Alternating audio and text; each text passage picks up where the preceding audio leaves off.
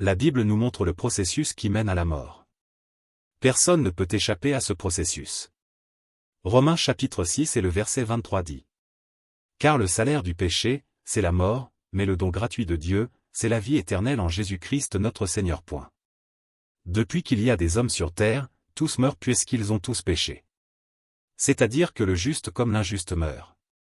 Et nous comprenons que ce n'est pas ce corps qui va être relevé, mais un autre corps spirituel, celui-là à l'image de celui de Jésus quand il a été ressuscité. Il faut bien comprendre que la mort du corps sera sans retour, c'est-à-dire que ce corps va périr éternellement.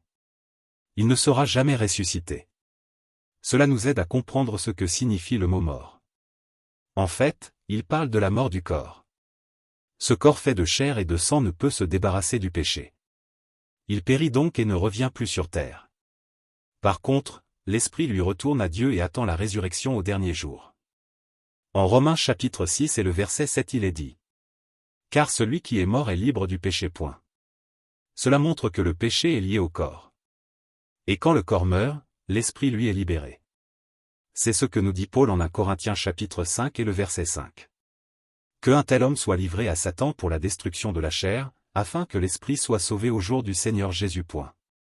Cela montre qu'un homme est livré pour que la chair soit détruite, mais que son esprit lui est sauvé. On confond souvent la mort avec la mort éternelle, alors que ce sont deux choses différentes.